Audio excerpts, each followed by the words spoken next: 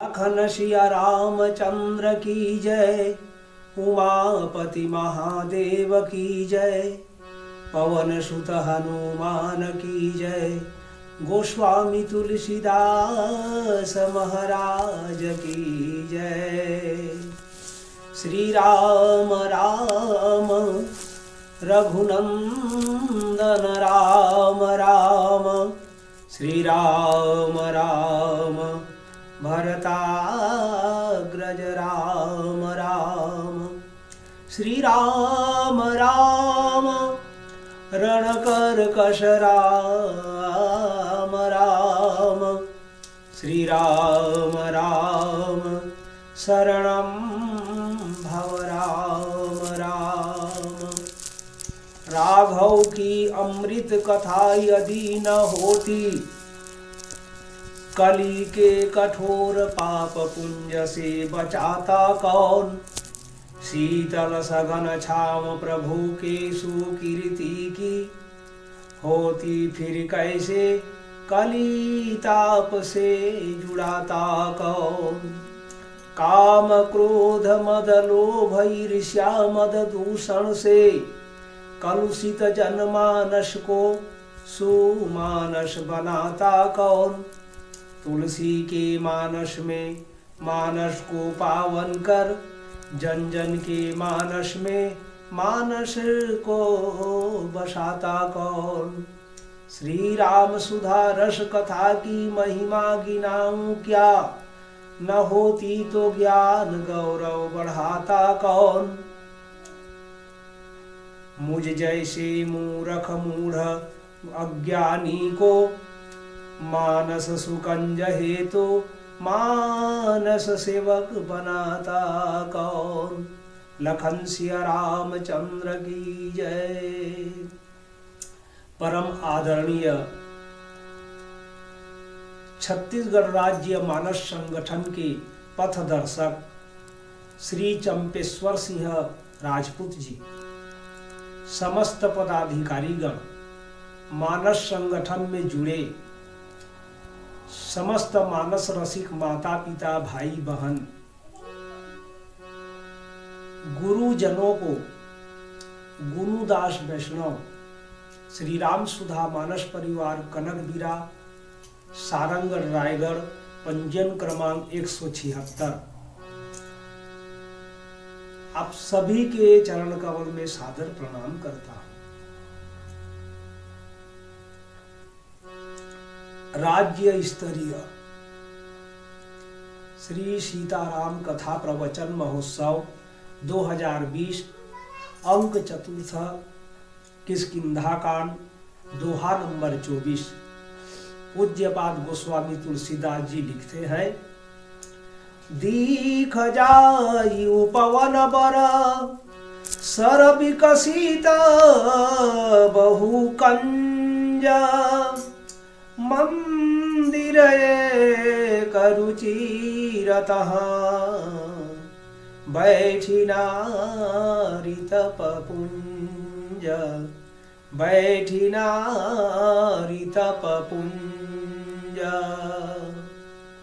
यह कथा किष्किंधाधिपति महाराज सुग्रीव जब श्री सीता जी की खोज के लिए वानर सेनाओं को बुलाया, बड़े बड़े वीर और चतुर सेनापति, पराक्रमी कुशल योद्धा वानर सेना एकत्रित हुए, जिसमें सतबला, केसरी, गवाक्ष, गवय, पनस, महिंद, द्विबिंद, गज, रमण, गंधमादन, शतशंख, इंद्रजानु, रंभा, दुमुक, सरभ, क्रथन, बिनता, सूर्यसोम, उल्कामुखा, हर, धर्म, सुहोत्र, सौरी, अनंग, सुषेण,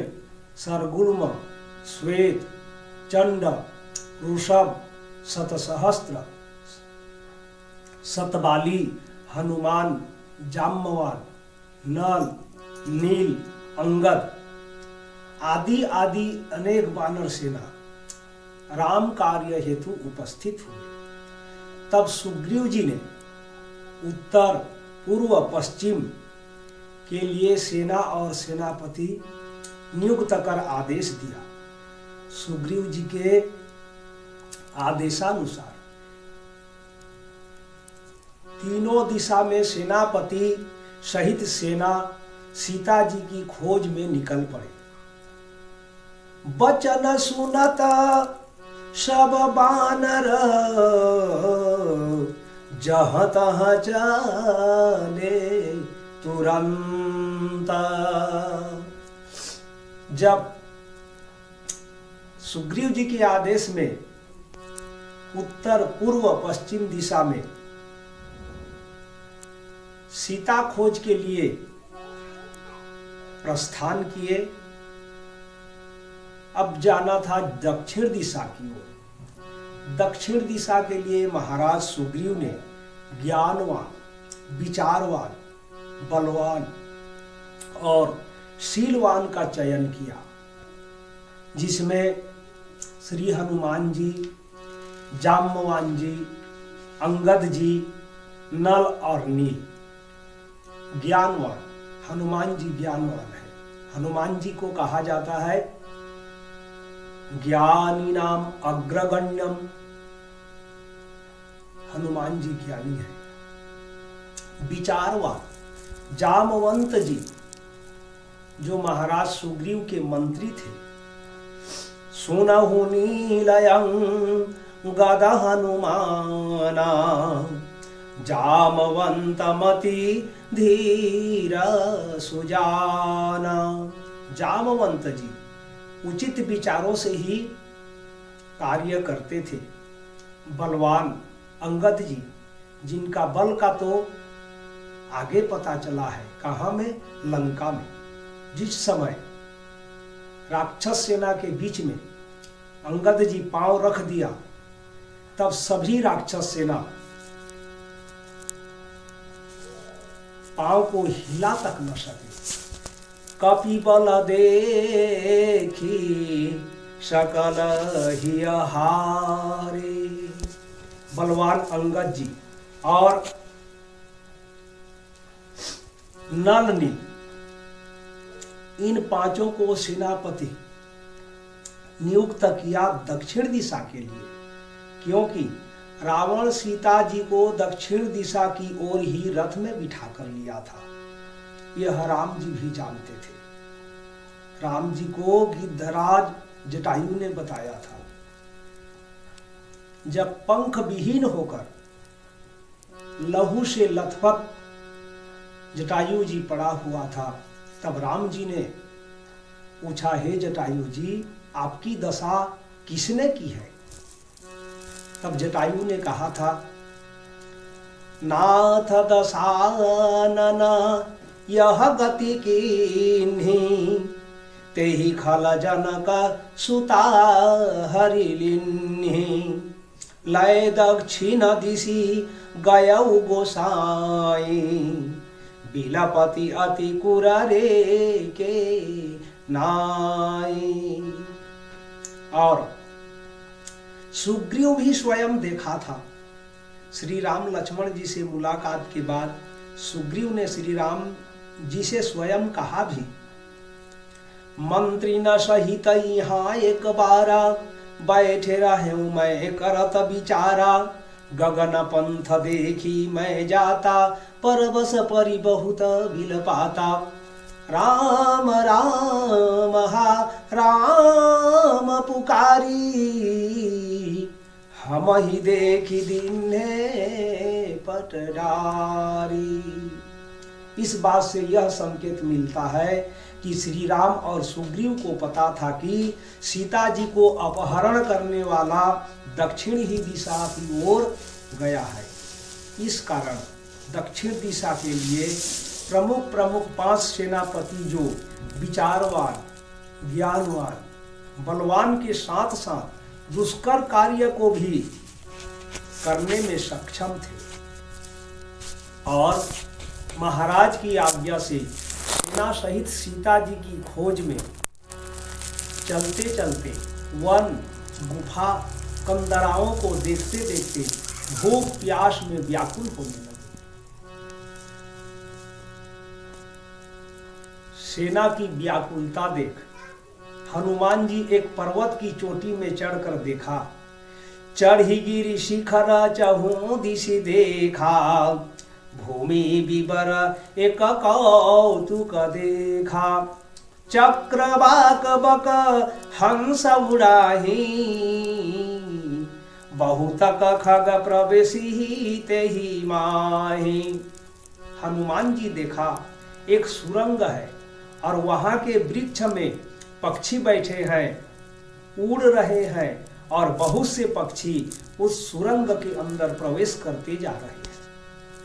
हनुमान जी मन में विचार किया, इस सुरंग के अंदर कुछ न कुछ जरूर तो है, और हो न हो जल ही यहां होना चाहिए, क्योंकि पक्षी सुरंग के आसपास पेड़ पर बैठे हुए थे और अंदर भी जा रहे हैं।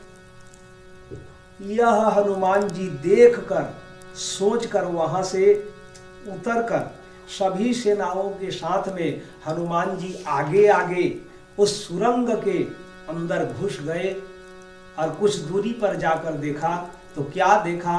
दीख जाई उपवन बर सर विकसित बहु कंज, मंदिर एक रुचिरतः बैठी नारी तपपुंज। अंदर सबने देखा लताएं हैं, फूल खिले हुए हैं, रसदार स्वादिष्ट फल फला हुआ है, एक तालाब में निर्मल जल भरा हुआ है, एक दिव्य मंदिर में एक तपोमूर्ति स्त्री बैठी ध्यान मुद्रारत है। रामचरितमानस के अनुसार 5 वाटिका का वर्णन आता है। पहला आम्र वाटिका अयोध्या में, जब राम जी राजकाज में व्यस्त होते थे, थकावट महसूस होने पर वही आम्र वाटिका में जाया करते थे मन के शांति के लिए। वह वाटिका कैसा था? हरन सकल श्रम प्रभु श्रम पाई, गए जहां शीतल अमराए। पहला आम्र वाटिका अयोध्या में, दूसरा पुष्प वाटिका जनकपुर में, जहां राम लक्ष्मण विश्वामित्र की पूजा हेतु फूल लेने गए थे। समय जानी गुर आय सुपाये, लेन प्रसून चले दो भाई। और तीसरा नंबर मधुवन वाटिका किष्किंधा में, जब हनुमान जी द्वारा सीता खोज पूरा करके किष्किंधा वापस आते समय सबने वही मधुवन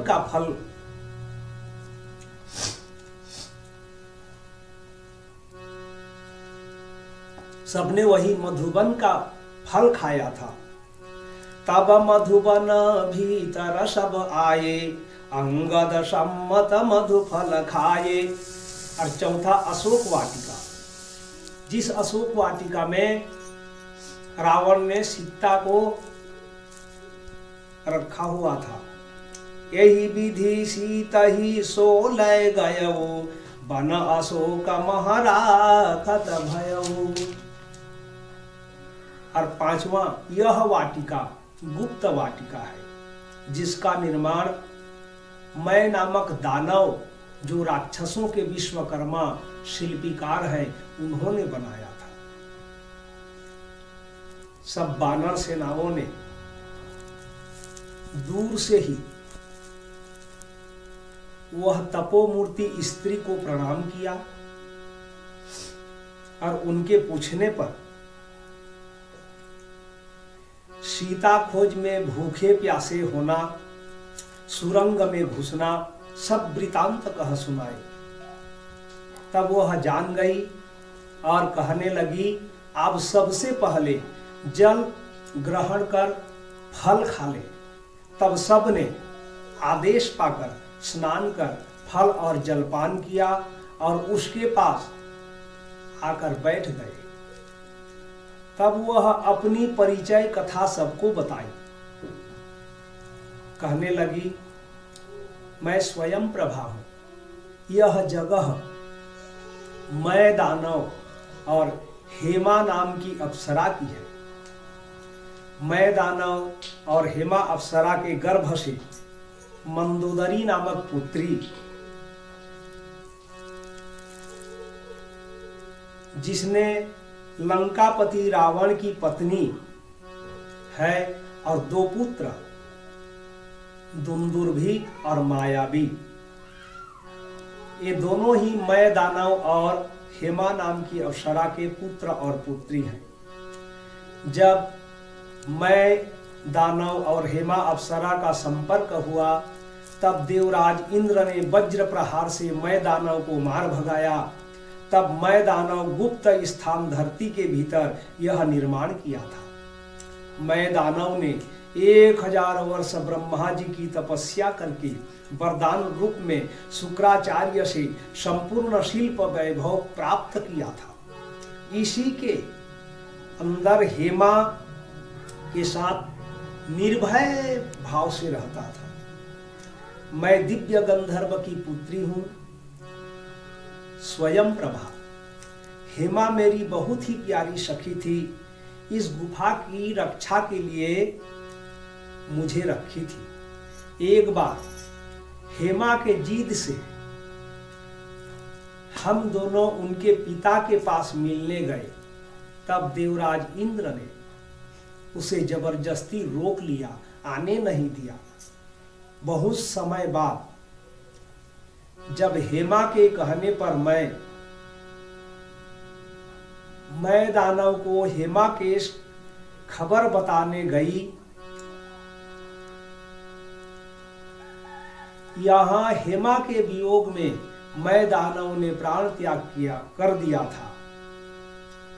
मैं पुनः यह सूचना हेमा को देने का साहस न कर सकी और अपनी मृत्यु तक यही गुफा में रहने का निर्णय कर ली। अब मैं श्री राम जी के पास जा रही हूं, लेकिन आप सब यहां से बाहर नहीं जा सकते, क्योंकि इस गुफा में मेरी इच्छा के बिना कोई अंदर आ जाता है मगर बाहर नहीं निकल सकता। इसलिए सब के सब आंख बंद कर लो, यहां से बाहर निकल जाओगे और सीता जी की खोज करो।